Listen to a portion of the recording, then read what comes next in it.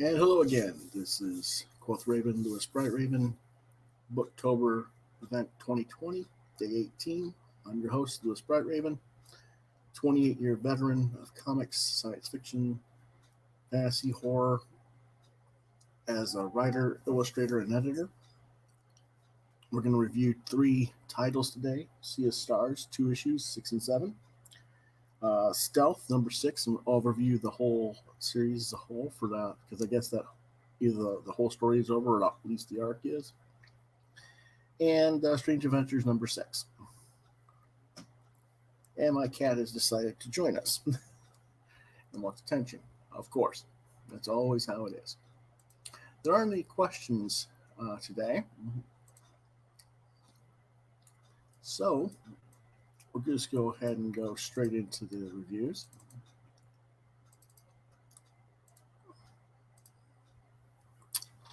Sea of Stars 6 and 7 are $3.99 each. Publisher is Image Comics. The writers are Jason Aaron and Dennis Hopeless Holland. And the artist is Stephen Green. The colors are by Rico Renzi. The genre is science fiction. 7 was released October 14th, 2020. I don't remember exactly when number 6 was released. It's been a while, though. What it's about: Gil, a space trucker, and his son, Caden. Gil's the guy in the center on the right, and Caden's the one on the left. Are separated when his truck gets hit by a space whale. Now he's searching the stars, trying to find his son alongside a space monkey and a space dolphin. Caden has discovered he has special powers, and now others want to kill him and take that power for themselves to their own ends, including a young teen girl and a mystical shaman. But all Caden wants is his father back, whom he thinks is dead because of the space whale. Gil catches up with the shaman and tries to get answered, but when the shaman expires, Gil gets possessed by the evil that wants to kill Caden. Does this mean now that the son must flee from his father forever? Recommended for ages 13 and up, and I give a rating 4 stars. And John Norris says hello. Hello, John. Nice to see you, as always.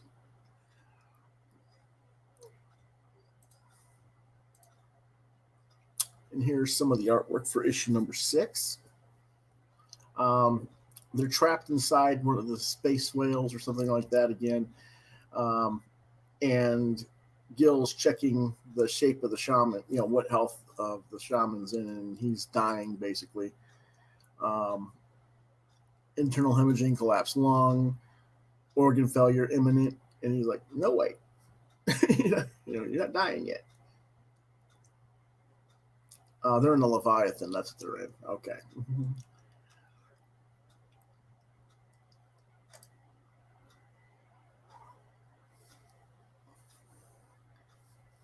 And he's got a different armor, or not armor, but a spacesuit, different helmet.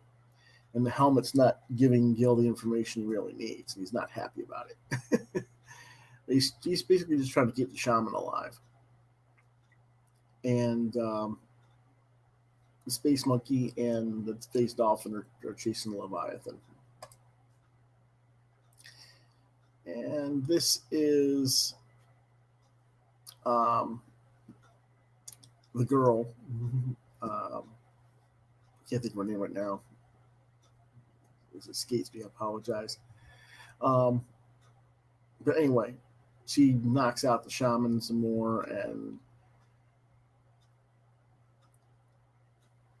he the powers of Caden transform, and he just goes flying off and gonna come after the space whale Leviathan. And he's like, "That's the one that ate my dad. No, wants to eat my friends. Okay, you try eating me instead. I'm gonna kick your ass." It cuts to this is now after issue 7.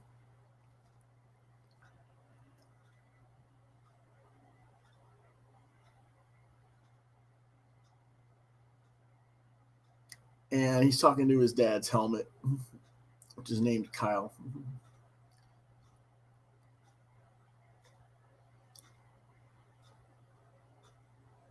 He's trying to find out what happened to his dad, more or less, because they still haven't figured out what's going on. But he doesn't realize that his dad's alive and that he's been searching for him this whole time. So he's like not happy about his behavior. He's like, I should go find my dad.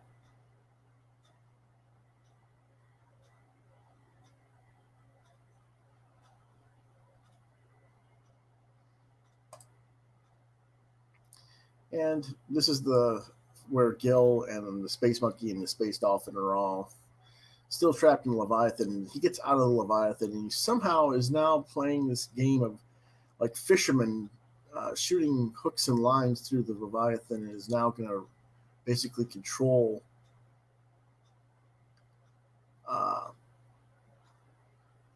the creature and start, like a horse, controlling it and try and get it to turn around and go back to where Caden is. Overall, it's not a bad series. It's doing okay. I'm kind of, it's above average, but it's still a little slow for me, I guess. And again, it's kind of hard to tell because we've had so many delays with comics due to COVID-19 that a lot of times I'll be like, do I even remember the story? And that's not a good thing. I should be remembering the story that I've read and know where I'm at when I get the next issue. And then a lot of times that's not happening, and that's a problem with comics today. So, but that's not specific to Sea of Stars. That's to everything, pretty much. So we'll go ahead and go on to the next one. Our next book is Stealth number 6, $3.99 from Image Comics. Writer is Mike Costa. Artist is Nate Bellegarde. The colors is Tamara Monvillain. The cover is, I believe, by Jason Howard. I could be wrong. I didn't. If it isn't, let me check real quick if I can find it. I may have that misrepresented. Let me make sure. Yes, Jason did do the cover. So that is covered by Jason Howard. All right. Just wanted to make sure. Genre is superhero. It was released this past week, October 14th, 2020. And what it's about, Tony Barber, which is the son of the superhero Stealth, has been captured by the criminal.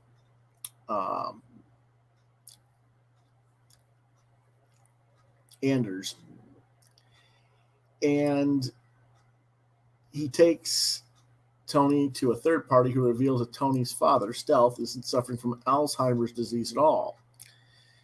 Instead, his suit is from the future, and it was damaged by the criminal Anders, which is why Anders has his body half ravaged. It's accelerated entropic radiation and time dilation that's basically making his body rot through time distortion. And as Anders' body rots, Stealth's mind isn't rotting, but what it's doing is it's shifting back and forth in time while he's in back and forth because of the suit. So he's like in the future and in the past at the same time, and that's why he's having confusion that presents itself as Alzheimer's, basically. Eventually, Stealth does arrive to stop Anders, whom he remembers from years past when Anders kidnapped and murdered a girl. By this point, the person that was the third party has revealed the truth behind everything, and that person's been murdered by Anders. And it comes down to Stealth realizing he needs to physically embrace Anders and complete the loop that they created years before and destroy them. It's going to destroy both of them. But he does this, and they're both gone, leaving Tony as the person who picks up the pieces afterwards. Personally, I didn't like the ending at all. I don't like how they set up the story for multiple issues, that the man has dementia and Alzheimer's, and then at the last moment change everything we know as a swerve. Then try to swerve the readers again 2 more times in the second act, and then again in the third. When you're doing this kind of gotcha moments, these swerves, I don't think that you've paced your plot tightly enough, and I think, or you've done this deliberately to write the story with the intent to play gotcha games with the audience at the end, which, if it's not done well, can be a real turnoff for the audience, like it was with me. So I don't think they did a very good job of that. But overall, this issue was 3 stars out of 5. The overall series is 3.5 stars out of 5. And I recommend it for ages 13 and up.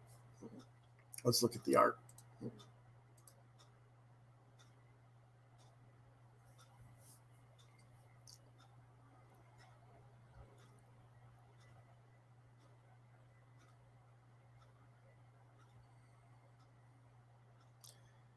And so basically, the guy has led, Anders has led Tony to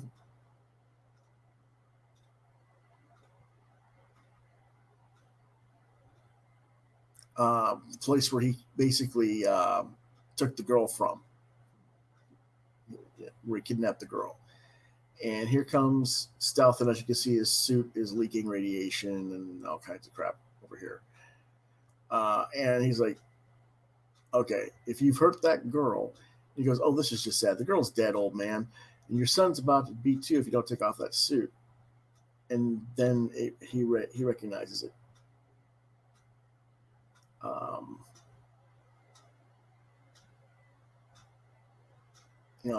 But anyway, the radiation, the chrono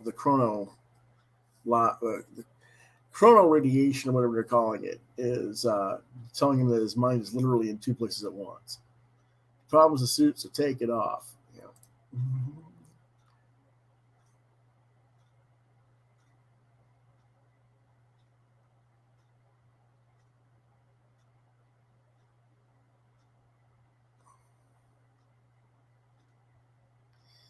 And Anders thinks he's gonna kill the guy, and it doesn't work that way. He actually closes the loop, and it ends both of them.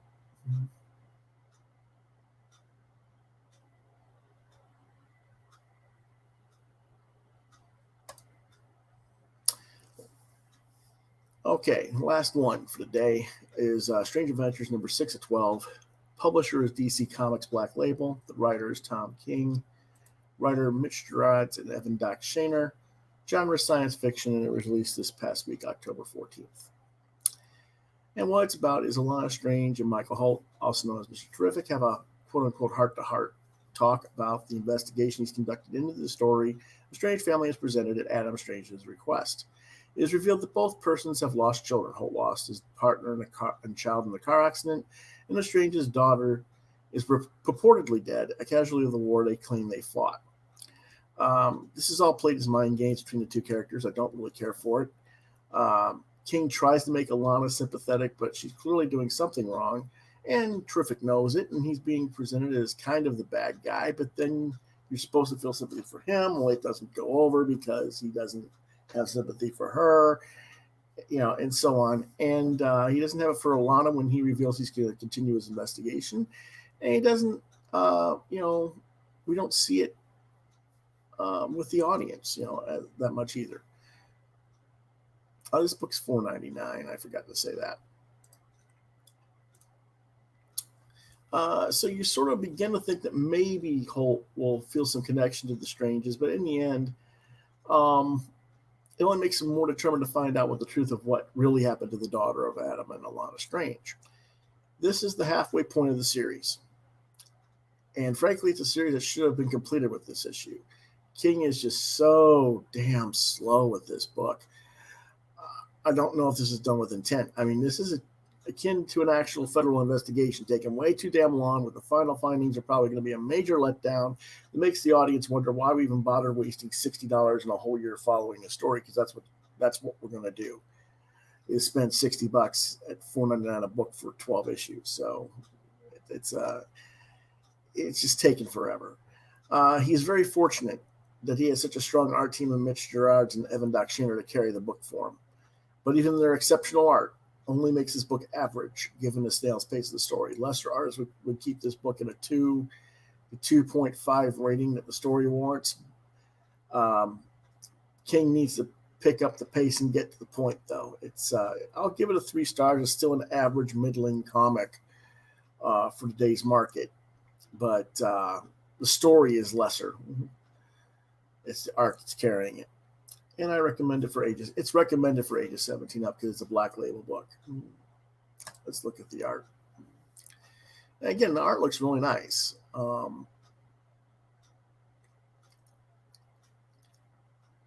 It's kind of funny in a way how he's drawn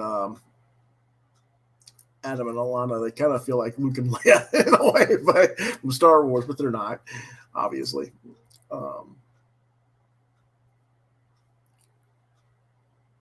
And then they cut back from Adam and Alana on Rand fighting the Pict in the war on the planet Rand.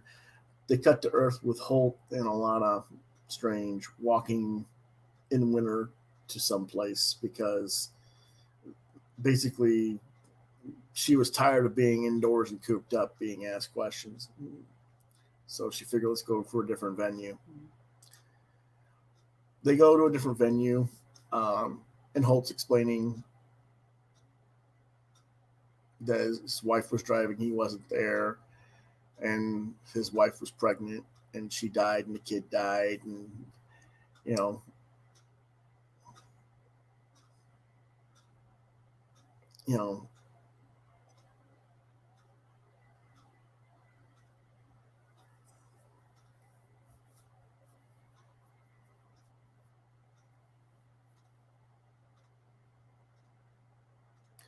he talks about how he didn't want the kid, and now he feels guilty for survivor's guilt, so to speak, and that's why he's Mr. Terrific now. And it's like, I don't remember this being part of the storyline, but maybe, I don't know if it's something that King introduced or what.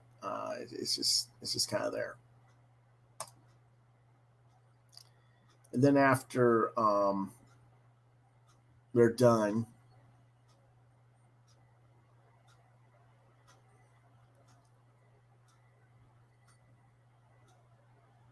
they get back to his place, and she's like trying to seduce him, and he's like, just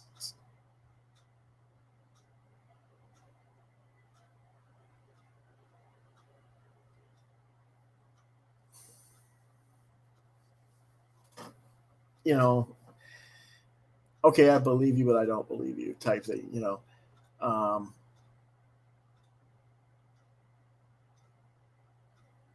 and she's like, what's going on? I don't understand. Well, there's not much to it. Whatever you do or say, whatever war is coming, I'm still going to keep looking at what happened. And you should talk to your husband about your daughter. Good night. Try to stay warm type thing, which is kind of like I said, she was trying to seduce him, try and get him to so she could compromise the investigation, more or less. Like I said, I really don't like the way these characters are getting represented. It's too...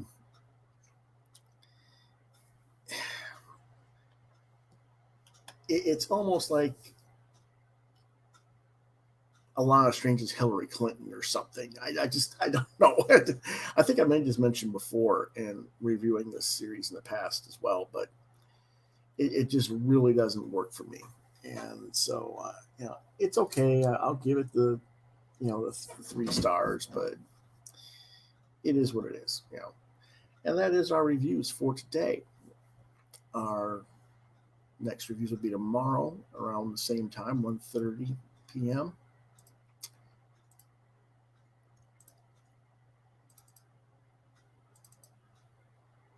And our books will be Bubba the Redneck Werewolf #1, Johnny Boo and the Spooky Tree by James Cholkaka, and Pirate Corps #1 from Evan Dorkin.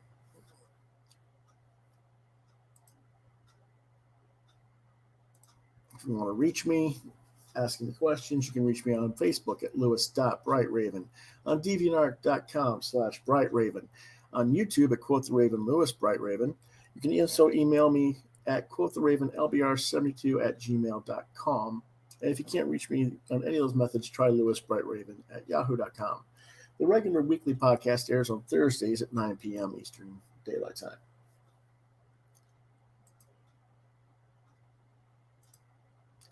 And so we will see you guys. Unless the kitty wants to. Do you want to say goodbye to people? Did you want to say hello or goodbye? He's in the back. Here. Come here. There he is. See, I got my paw shaved off because I was getting treatment, and I don't like it. I want attention, though. That's the kitty. Anyway, we will be back in about around 3:30 or so for today's live draw, and that will also be on Facebook and YouTube. And we will finish what I started yesterday, which was the jam piece of the robots. I can't quite reach it and show you guys, but we'll finish that drawing today, and we'll try to get another drawing done as well. But it'll go from 3:30 Eastern to 6:30 Eastern Daylight Time. Okay, we'll see you guys then. Have a good day.